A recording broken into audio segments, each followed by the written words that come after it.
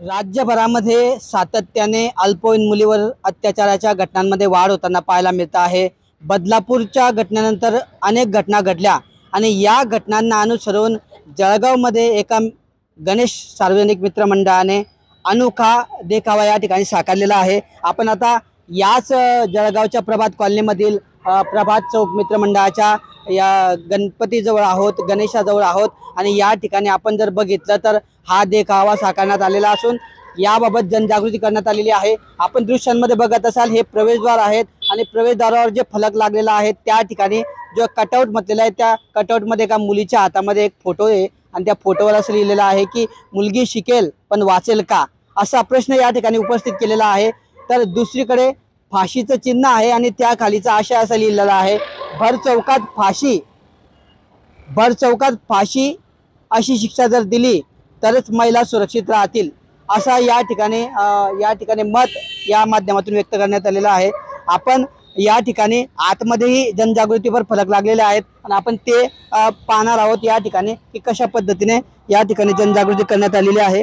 आपण आता या देखाव्यामध्ये आलेलो आहोत आणि आपण बघितलं तर हा देखावा बघण्यासाठी या ठिकाणी महिलांची असेल जळगाव शहरातील नागरिकांची मोठ्या संख्येने गर्दी झाल्याचं पाहायला मिळतं आहे।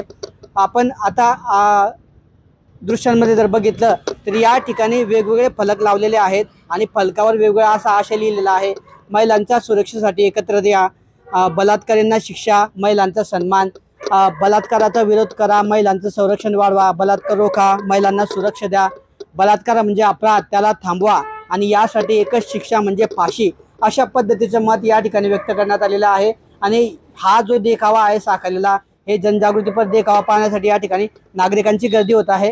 आपण या ठिकाणी काही आलेल्या महिलांशी बोलणार आहोत। काय सांगाल, या ठिकाणी तुम्ही एकंदरीत हा देखावा आज या ठिकाणी बघितलेला आहे, काय भावना आहेत तुमच्या? गुन्हेगाराला फाशी झालीच पाहिजे, यातना देणाऱ्याला पण यातना काय असतात ते कळायला पाहिजे आणि त्याला फाशी व्हायलाच पाहिजे। एकंदरीत घटना सातत्याने वाढत आहेत, एक घटना झाली का दुसरी वाढते। आपल्या जळगाव जिल्ह्यातही भडगाव असेल, कालची चोपड्याची घटना असेल, अशा वेगवेगळ्या घटना आहेत। त्यानुसार हा देखावा खरंच वाटतं तुम्हाला की यांनी जे म्हटलेलं आहे की फाशी दिली पाहिजे हे खरोखर झालं पाहिजे असं? हा, ते पोस्टर ॲड नाही किंवा ॲड नाही आहे, जी सत्य परिस्थिती आहे त्याच्यावर त्यांनी काय घडतंय त्याच्यावर त्यांनी सांगितलेलं आहे, तर ते खरंच मनाला भावुक करणार आहे। तुम्ही काय सांगणार? या ठिकाणी आपण बघितलं तरी महिला ज्या या ठिकाणी देखावा बघायला आलेल्या आहेत त्यांचं स्पष्ट मत आहे की अशा घटनांमध्ये जे नराधम आहेत त्यांना थेट फाशी झाली पाहिजे। आपल्यासोबत या मित्रमंडळाचे अध्यक्ष सुद्धा आहेत।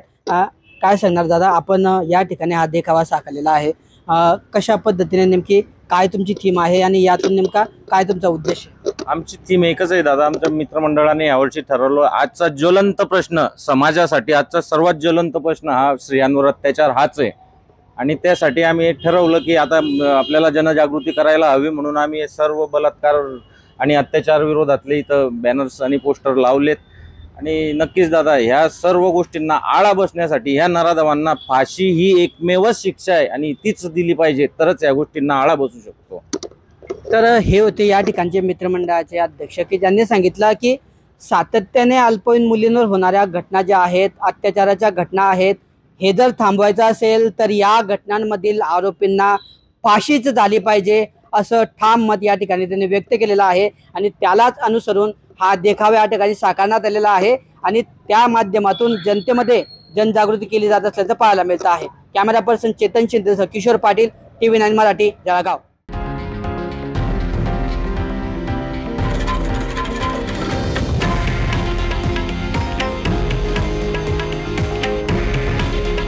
हे आहे देशातील नंबर 1 न्यूज नेटवर्क आणि आपण पाहत आहात TV9 मराठी। काळजी तुमची, हित महाराष्ट्राचं।